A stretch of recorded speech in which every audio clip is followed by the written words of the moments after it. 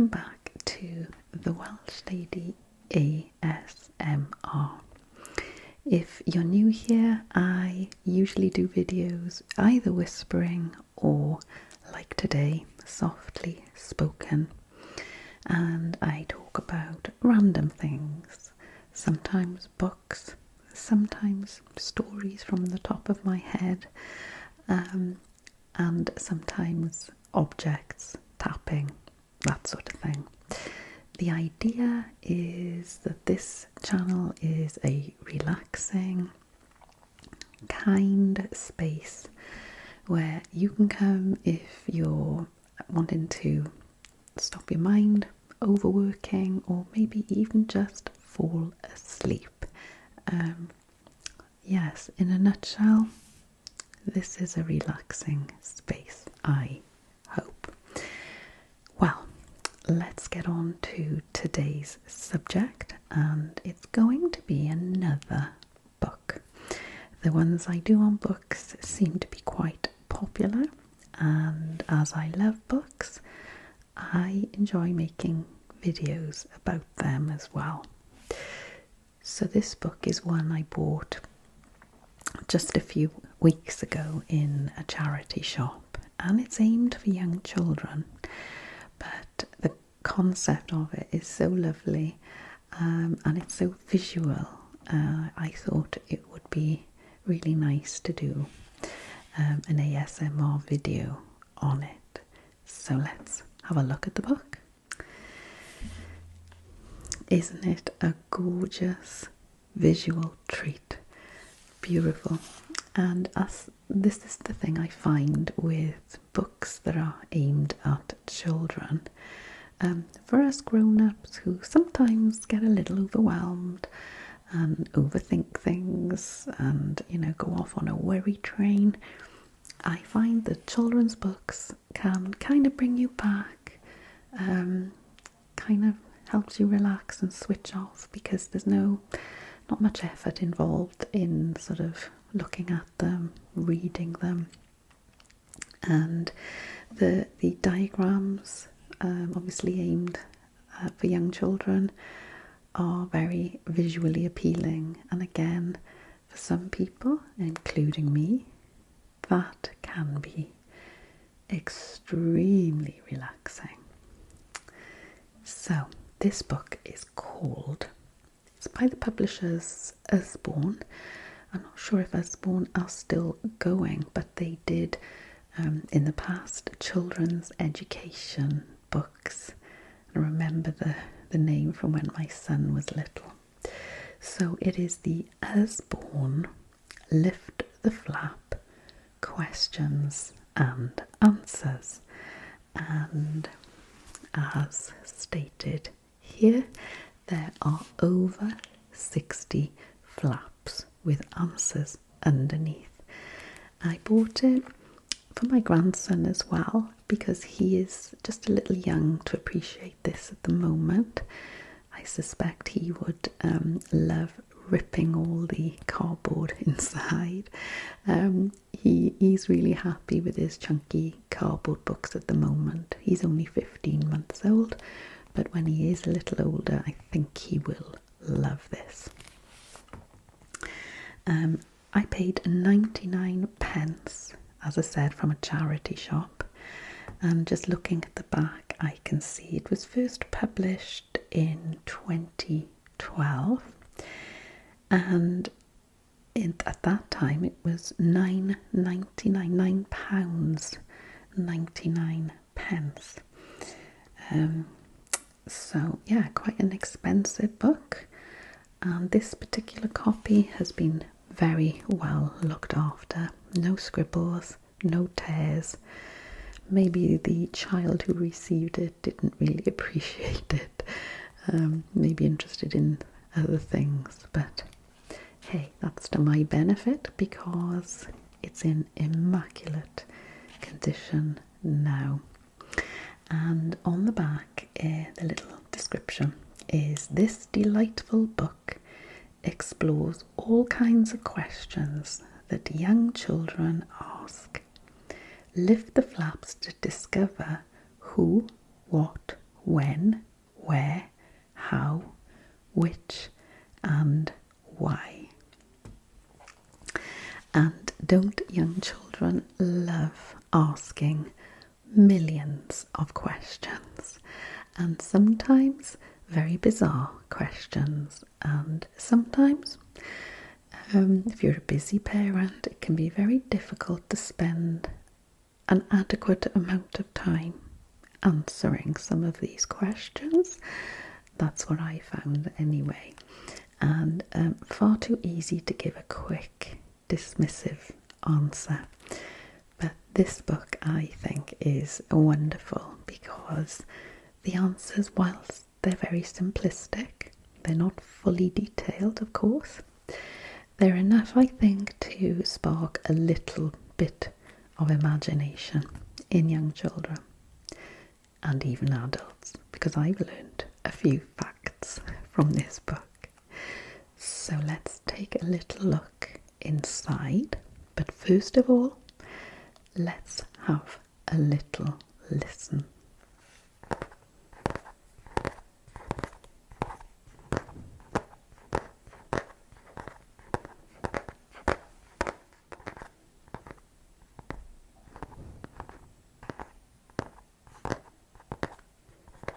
Yes, very satisfactory. Let's take a peek inside. Well, this is the first page, and as you can see, there is listed here the contents, and as it's already said on the back, you've got a page per question, which is when, why, how, where, who, what, and which. So this is the first page, which has questions around when. Most noticeable feature on this page is this rather lovely train, and you can barely see where the flap is. It's so well made, this book, they're completely hidden. So the question is, when were trains invented? And there's a little cutout here for small fingers, and the answer lies here. Around 200 years ago, before the first bicycles, cars, and planes. Lovely little illustrations. Let's do another one. When were castles first built?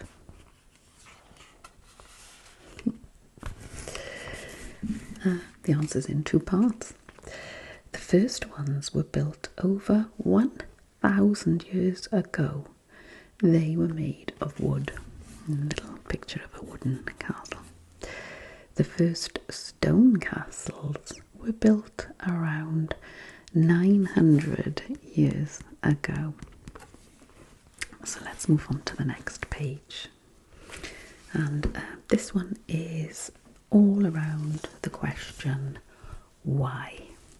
I love this one in the middle, again, two-sided. The question is, why does the moon change shape? That's a question young children love to ask, and really difficult to give an answer suitable for young children. But I love the answer here, and I also love the illustration. So the answer is, it doesn't really. So it doesn't change shape. The moon is always round, but we only see the part that's facing us and is lit up by the sun. When only a slither is lit by the sun, we see a crescent shape. And there's a little diagram to explain that a little more. I guess if you were so inclined, you could use objects around the house and a torch to demonstrate. And then over this side, as the moon moves around our planet Earth, more of the part we see is lit up. A half moon is when half our side is lit up and half is in shadow. Once again, nice little demonstration with planet Earth, the moon and the sun. This is a cute one. Why does my tummy rumble? Answer. Because there is liquid bubbling away in your tummy. When there's no food in there, the bubbles get bigger and noisier. Isn't that a brilliant answer? I wouldn't have known how to answer that. Over the page, and we are on how.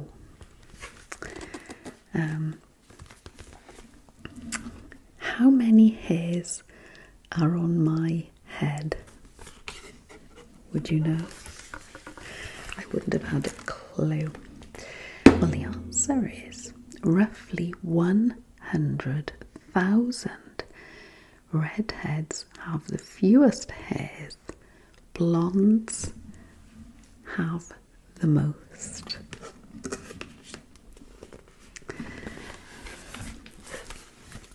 Again, lots of space themed questions and answers. I love it. How long does it take to fly to the moon? Let's find out. 3 days. So long as you have a good spacecraft. And when we were in school in the early 70s, and spaceflight was a big thing, and lots of children had rocket toys.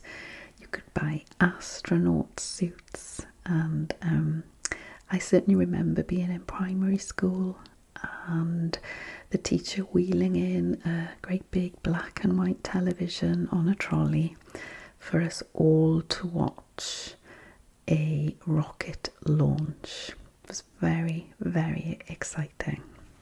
So let's carry on and go to the next page. All questions around where. That's, my eye is immediately drawn to the dinosaur. And the question is, where did all the dinosaurs go? They died out after a big rock from space hit the Earth. We can still find their remains today, buried in the ground. And if that doesn't spark curiosity and interest in a child, I don't know what does. Look, picture of the skeleton there in the ground. And this one is quite nice as well. Very appealing to children, I imagine. Where does my food go? On a journey through your body. Your body takes the stuff it needs. Leftovers come out when you go to the toilet. And there's a little diagram to illustrate that. And again, children love all toilet related information, I find.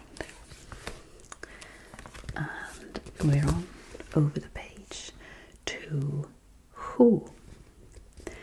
Once again, rockets feature, but let's do something else. Who sailed around the world first? I've got a very dusty recollection of this from school. Captain Magellan's crew from Portugal in 1522. It took them 3 years and Magellan died along the way. Wow, okay. Who invented electricity? And underneath, he must have been a bright spark. Well, the answer here, nobody. Electricity has always existed. Lightning is electricity, for example. But it took hundreds of years and lots of clever people to discover how we can use electricity.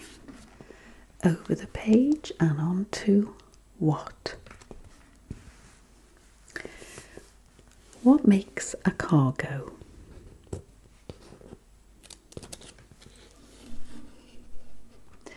And the answer, it's engine, which makes the wheels go around. Engines get their power from fuel or from batteries. Next time you're building sandcastles down the beach and you get asked, what's sand made of? Rocks and shells. Over thousands of years, water and the wind knock rocks against each other. They break up into smaller and smaller pieces. And on the last page, which? Which way is left? And there's a little arrow pointing. Hold your hands up, palms forward, with your thumbs and first fingers sticking out. The hand with the L shape is your left hand. I'm curious now, let's try that. Hold your hands up. You do it with me, come on. Hold your palms forward with your thumbs and first fingers sticking up. The hand with the L shape is your left hand. That is left. I've never heard of this explanation. Might be useful because I'm terrible at my left and right. In the car, but not when you're driving, clearly. But yeah, that's quite clever. I'm not sure how it's coming across from where you are, because obviously my hands will be the other way around. But yeah, hopefully you've tried that yourself. So that's clever. You see, learn something every day. Let's read one more. Which animals make the loudest noise?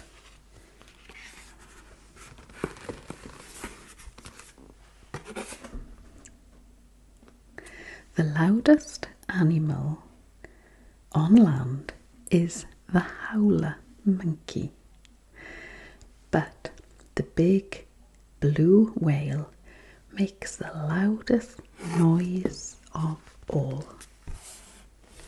Well, I hope you have enjoyed having a look through my question and answer book as much as I have enjoyed showing you. And I will look forward to seeing you on another video very soon. Take care, everyone.